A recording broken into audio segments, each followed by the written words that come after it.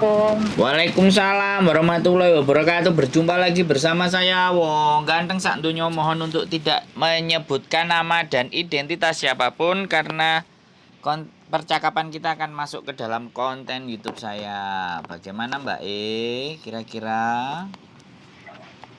Iya Pak, saya tuh mau nanya ya soal potongan itu loh Pak. Wow. Keras. Potongan. Boleh. Gimana? Ekstrim ini. Ini loh Pak, saya tuh dari pertama masuk PT ya Pak ya, daftar lah intinya daftar gitu. Saya tuh satu dimintain berkas kayak ijazah, terus kartu keluarga, akte, terus paspor, KTP juga, itu asal semua Pak. Dan KTP saya itu harus sesuai paspor kan Pak ya? Yoi. Gitu. Harus sesuai paspor, karena paspor aku dituain dulu. Nah, yang KTP ini mengikuti ijazah. Dan itu perubahan semua berkas itu Pak, itu dengan uang saya, tidak dari PT ataupun dari pihak sponsor ya Pak ya. Oh, sampean bikin sendiri perubahannya? Sebentar. Iya Pak, bayar sendiri. Itu bayar sendiri. Terus? Itu. Kenapa? Kok potongannya bisa sebesar itu? Berapa? Sedangkan apa-apa saya sendiri. Berapa potongannya? 35 juta lebih lah. Berapa? 35 juta lebih itu semua. Enggak. Hong Kong dolar berapa bulan? Hong Kong dolar 2734. 2.734 kali 6. Bener? Iya. Oke, terus iya, lanjut. Ya, terus sedangkan Pak ya, masuk PT disuruh tanda tangan Pak, banyak banget tuh Pak yang ditanda tangan, habis 10 lembar lah kayaknya. Dibaca, iya perjanjian, semua tentang perjanjian itu Pak. Perjanjian yang kita itu sebenarnya tidak mau menandatangani tapi dipaksa. Kalau tidak menandatangani, ya terpaksa tidak diproses. Begitu. Saya mau keluar dari PT itu harus bayar juga dendanya kan? Karena katanya kamu udah masuk inilah, masuk itulah gitu. Jadi kamu tuh bentar lagi udah dapat majikan lah gitu. Dan kagetnya Pak, saya itu ya masuk PT itu, Masya Allah Pak, makan itu tidak layak Pak, tidak layak dimakan. Tahu busuk, sayur-sayuran busuk itu tidak boleh dibuang, harus dimasak. Coba Bapak, potongan segede gitu, kita di PT itu makan dibeli sendiri di luar. Itu pun kalau beli Pak, didenda juga dapat sanksi. Karena katanya kalian itu di sini udah ada makanan tapi beli di luar. Mubazir. Ya kalau di PT itu layak dimakan, kita makan Pak. Bener nggak? Daripada kita sakit, udah lagi zaman corona kan, lagi zaman sakit-sakit, ya kali Bapak kita makan makanan yang basi, nasinya gitu kan, sayur-sayurnya busuk gitu. Dan saya gini herannya Pak, setiap PT kan kalau udah daftar semuanya udah apa ya, udah selesai gitu dari medikal semuanya, itu pasti dapat uang sih ya kan saya tidak sama sekali Pak. Saya tidak dapat uang fee. Tapi teman saya dapat 2 juta. Ada yang 2 juta, ada yang 3 juta. Terus saya nanya sama sponsor saya, Pak, kok saya tidak dapat uang fee gitu? Kan saya pernah bilang sama kamu nggak dapat uang fee. Ya kenapa? Kenapa Bapak tuh sering bilang jangan bahas-bahas uang fee, katanya gitu.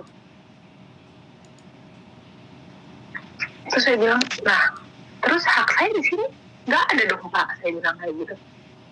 Saya berkas ngurus sendiri loh Pak, saya bilang kayak gitu. Tapi potongan saya segede gini. Saya ini bekas apa Pak? Kayak misalkan tiket katanya udah ditanggung sama bos dari sini, ya kan? Terus itu potongan segede gitu, saya apa Pak? Utang apa? Gitu. Saya bertanya, itu utang apa? Gitu. Kok sampai ya ampun, gede banget gitu. Saya juga dari bulan kemarin kan udah mikir, apa saya berhenti aja ya bayar potongan, ini udah lebih dari cukup gitu. Terus saya paspor udah ada sendiri, paspor saya masih aktif gitu, belum mati juga. Terus apa namanya, pas mau berangkat itu kayaknya, pas mau berangkat nih Pak, 2 hari mau berangkat, kita disuruh tanda tangan lagi. Tanda tangan lagi Pak, janjian lagi. Sedangkan di PAP itu dibilang gini, Mbak, sekarang tuh peraturannya yang berangkat ke Hongkong, Taiwan, Singapura, Malaysia itu udah nggak ada potongan. Barang siapa yang di PT-nya ada potongan, tolong lapor gitu. Nah, saya tuh sebelum berangkat ke PAP-an tuh di briefing dulu. Kalau ada yang nanya, kalau misalkan ditanya ada potongan atau tidak, bilang tidak. Kayak gitu. Padahal ada, ya kita kan dipaksa Pak. Kalau misalnya kita tidak menuruti, otomatis ya kita tidak diberangkatkan. Kayak gitu. Intinya ya dipaksa. Gitu. Oke. Iya, terus ya. Sudah? Ya udah gitu. Terus kayak temen aku tuh nyuruh, kamu coba deh gitu, tanya sama ini, nanti saya kasih nomornya ya, kayak gitu. Nah, ya udah deh gitu, mau gitu. Terus udah lu bulan ini jangan bayar lah, katanya gitu. Itu 4 bulan itu udah lebih dari cukup, katanya gitu. Kita apa di PT itu, kita makan aja bayar sendiri, kita beli, katanya gitu. Jadi iya sih Pak, saya udah nggak dapat uang sih juga gitu. Apalagi terus saya itu sebenarnya ex Taiwan itu, terus udah dimasukin ex, dimasukinnya non, dan pihak PT bilang gini, kalau kamu mau dapat uang sih, potongan kamu nambah gede, katanya gitu. Saya mikir lagi, kok aneh gitu, uang fee tapi potongan saya nambah gede, kok gimana sih maksudnya gitu. PT dulu waktu saya ke Taiwan nggak kayak gitu Pak, ya saya dapat uang sih gitu, tapi ya potongan tetap ya sama kayak yang lain gitu. Makanya aneh ya kadang-kadang nyesel sih, ada nyeselnya gitu masuk PT itu, kok begini gitu. Makanan begini, terus beli luar, kayak beli di luar gitu Pak, di denda gitu, dimarahin, dimaki-maki, kayak udah dimanusiain gitu. Ini salah kita apa? Kita kan pengen makan yang sehat gitu di situ. Gimana sih? Pengen ngeluh dari udah lama gitu. Makanya saya blok nomor PT, nomor itu yang apa sih yang ngurusin pemberangkatan ke sini gitu kan. Nomor SIM-nya, nomor kantor-kantor kayak kru-krunya gitu. Saya blokin nomornya. Udah males saya. Terus saya keluar juga dari grup PT itu. Ya kayak kesal aja sih gitu. Lu pengen berkah tapi ngemanfaatin yang membutuhkan gitu. Kan nggak etis banget ya sih Pak. Tuh. Ya. Udah? Ya udah sih Pak, itu aja ya. Giliran saya ngomong ya. Boleh Pak. Jadi oke. Semua cerita sampean bisa ditulis di sebuah kronologis ya. Tulis pakai kertas, kejadian apa saja selama sampean proses keberangkatan dan bayar, dan surat tagihan utang juga sampean kumpulin. Kemudian nanti sampean saya kirimin WA. Bisa by email, bisa by phone. Sampean telepon ke BP 2MI. Dan sampean harus sampean harus masukkan kronologis itu, boleh sampean tulis tangan, boleh sampean ketik di note di HP sampean, note panjang terus di copy paste, kemudian dimasukkan ke emailnya BP 2MI, kemudian by follow up ya kan, email tertanggal sekian sampean follow up untuk dilaporkan ke mereka, ke kronologis ABCD dan semuanya. Nanti kita tunggu responnya mereka. Karena rata-rata teman-teman yang sudah melaporkan itu ternyata dimediasi. Dimediasi dengan agensi, dimediasi juga dengan PT di Indonesia. Dan BP2MI. Kebetulan saya dapat info ya kan. Dan ini belum bisa saya sampaikan, tapi kalau sampean ketemu saya bisa tunjukkan infonya. Saya belum bisa up infonya karena sekali lagi memang demi menjaga kerahasiaan teman yang mau membagi info itu kepada saya. Jadi langkah awal itu yang sampean lakukan, nanti saya kirimkan, dikirimnya kemana, emailnya dan segala sesuatunya. Nah, terus ini persoalannya adalah begini Mbak, pada saat di PT menggunakan tanda tangan dan secara dipaksa, pertanyaan bagi saya ketika kita mau mengusut, apakah sampean punya bukti? Entah rekaman, entah pembicaraan, atau apapun. Kalau sampean tidak bisa membuktikan itu semuanya, bahwa sampean bertanda tangan atas dasar paksaan, maka kita nggak kuat. Ya, satu itu. Yang kedua, tapi kalau dengan PT yang sama, kemudian sampean punya saksi 3 orang atau 4 orang, itu sudah cukup. Karena keempat orang tersebut menyatakan hal yang sama. Artinya kita bisa perkarakan. Nah, perkaranya ini bisa masuk perdata, bisa masuk pidana. Jadi perjanjian yang sampean tidak memegang, sekali lagi sampean tidak memegang catatan perjanjiannya, otomatis kan sampean tidak memahami, ya kan? Kemudian disuruh bayar, itu kalau berdasarkan hukum sudah namanya cacat hukum. Jadi bukan berarti one prestasi, kalau one prestasi itu melanggar perjanjian, bukan. Tapi sampean kita memastikan sampean memegang enggak. Terus yang ditanyakan juga sama pengacara saya, ibaratnya ya kan, apakah di dalam tulisan-tulisan yang sampean tanda tangani itu juga dituliskan bahwa sampean tidak bersedia untuk tidak memegang surat perjanjian. Nah, itu yang kami tidak dapat bukti surat perjanjian itu bunyinya apa saja. Yang jelas kan sampean merasa terintimidasi di saat kalau tidak menandatangani, maka sampean tidak jadi berangkat. Kalau tidak jadi berangkat kan jadi masalah toh. Tekanannya kan di situ tuh. Benar nggak? Nah, sekarang kalau sampean nggak mau ribut-ribut panjang, sampean melapornya ke BP2MI, aku bingung namanya, BP2MI lah gitu ya. Jadi jenengnya aneh-aneh soalnya angel ya, badan itulah. Sampean melaporkan secara tertulis ya, by email, atau sampean laporkan kalau dia ada nomor WhatsApp-nya. Kalau nggak salah sih kemarin teman saya ada WhatsApp-nya supaya bisa ditindaklanjuti. Ya mohon maaf ini saya sebutkan ya Bapak pegawainya, karena teman-teman tadi menyampaikan juga untuk disampaikan ke beliau, namanya Bapak Budi. Nah, saya juga belum komunikasi atau ngobrol, tapi teman-teman semuanya yang overcharging itu melapornya ke beliau, ada nomornya beliau. Nah, yang sampean tulis pakai note tadi bisa by email, juga bisa kirim by WA. Dan sampean sebutkan nama sampean lengkap, nomor paspor dan semuanya, jadi komplit datanya. Jadi nanti kita tinggal melihat bagaimana responnya dia. Itu responnya BP badan tadi terhadap sampean. Sampean terus follow up. Jadi WA terus bagaimana Pak? Sampai akhirnya nanti bisa dimediasi. Dan bagaimana setelah mediasi nanti bisa jadi juga potongan sudah selesai. Nah, sekarang itu yang saya sampaikan dulu ke sampean, supaya sampean tahu bagaimana cara menghentikan potongan itu kan. Sudah itu ya. Nah, sekarang kita bahasan yang lain ya.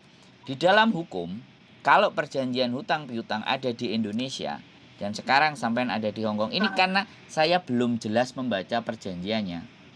Seharusnya ditagihnya ya di negara pada saat kita melakukan perjanjian, bukan di Hong Kong. Oke. Nah, tetapi PT kan menggunakan pihak ketiga untuk surat hutang. Jadi bisa jadi di dalam perjanjian itu ada tulisannya, maka hutang ini akan ditagihkan melalui pihak ketiga yang ada di Hong Kong dan akan menagih ke alamat majikan atau menelpon majikan. Nah, itu kan. Jadi perjanjian itu sekali lagi kita belum bisa baca karena tidak ada satupun teman-teman yang berangkat ke Hong Kong itu megang satu perjanjian itu, surat perjanjian itu. Padahal kalau di hukum Indonesia surat perjanjian sebenarnya ya antara benar dan tidaknya ketika saya bertanya kepada pengacara saya, harusnya memang dua-duanya memegang kopinya, memegang surat perjanjian tersebut. Oke, nah sampean dengerin dulu ya. Jadi kalau hutang itu ditagih di rumah majikan seharusnya di hukum Hong Kong, ini kita karena di Hong Kong, hukum Hong Kong kalau yang melakukan hutang itu sampean, kenapa harus ditujukan ke majikan?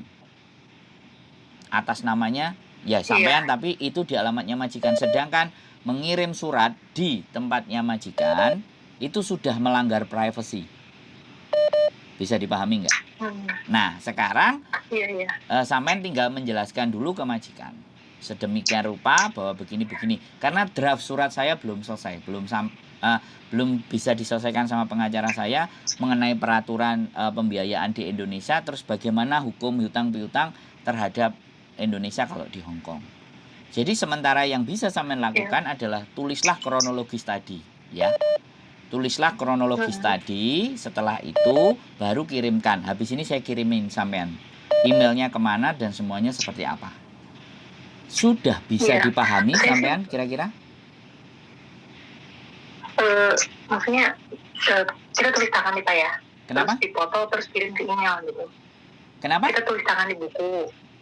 Boleh, tapi kalau kurang jelas untuk dibaca, sebaiknya sampean di HP tulis di note.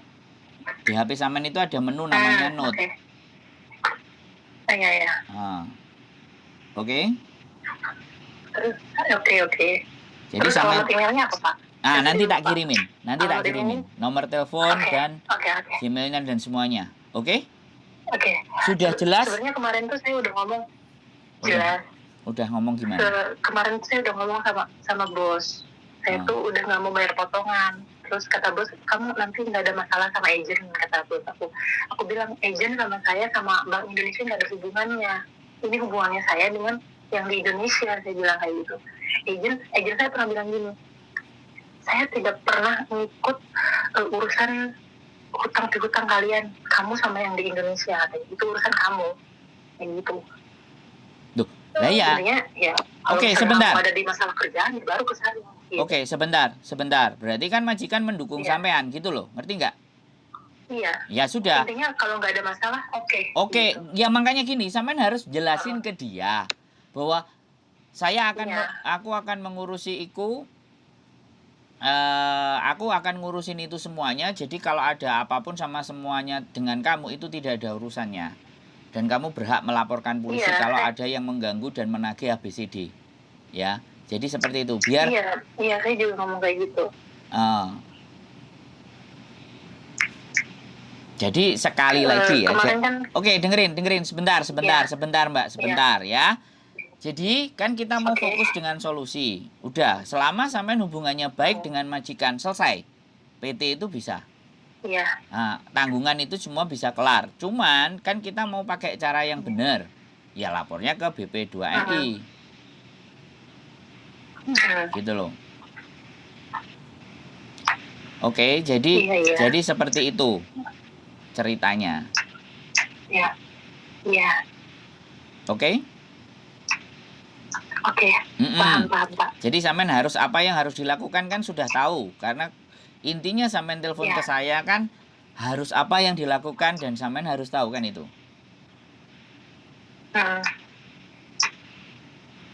Oke? Oke Pak. Apalagi kira-kira yang mau dibahas? Cukup? Sudah itu. Kalau sampean datang ke rumah saya bisa tunjukkan videonya. Mediasi antara teman-teman kita yang potongan dengan badan-badan tadi itu plus sama agentnya. Karena saya belum, terus terang saya nggak akan bisa naikkan ini dulu karena ini akan menjadi pelanggaran berat. Makanya saya harus berhati-hati. menginformasikannya. Iya. Nggak bisa main up-up karena penyadapan itu kan Indonesia nggak boleh. Saya sebagai siapa? Iya. Jadi, tapi yang jelas saya bisa menginformasikan dan informasi saya valid. 100% benar. Iya. Jadi seperti itu ceritanya. Iya, Pak. Oke? Bisa dipahami karena Oke. yang mengkat potongan itu dan yang berjuang dengan potongan itu sampean, bukan saya. Saya nggak bisa karena saya bukan korban. Saya nanti hanya mungkin membuat draft di mana peraturan di Indonesia, di peraturan menteri atau peraturan apa itu yang angkanya kan 1.600 kali 6 bulan. Sama mungkin saya akan membuat kantor pengacara untuk membuat draft bagaimana sebenarnya perjanjian antara utang piutang itu diselesaikan dengan perbedaan negara. Nah, yang ingin saya jelaskan itu dan nanti saya translate ke bahasa Kantonis. Jadi teman-teman yang mengalami potongan istimewa nanti biar membawa itu di copy terus disuruh baca majikan. Jadi tidak repot-repot dalam menjelaskan. Nah, iya, saya kan pakai bahasa Mandarin. Jadi kadang-kadang majikan saya tuh kadang ada mungkin nggak ngerti ya pakai Mandarin. Makanya gitu. Kalau sampean bisa download peraturan pemerintah itu, ada beberapa teman yang bilang setelah di-download terus dikirim ke majikannya, suruh translate kata-katanya. Tapi ada majikan yang memang mau peduli, ada majikan yang mele. Udah, itu bukan urusan saya. Saya nggak perlu baca panjang-panjang. Kan ada yang kayak gitu tuh. Makanya kalau kita nanti bisa bikin dan sudah terjemahkan ke dalam bahasa China, dalam tulisan Cina, maka itu nyodorinya gampang dan kita tinggal ngomongnya sedikit, biarkan mereka membaca itu semuanya.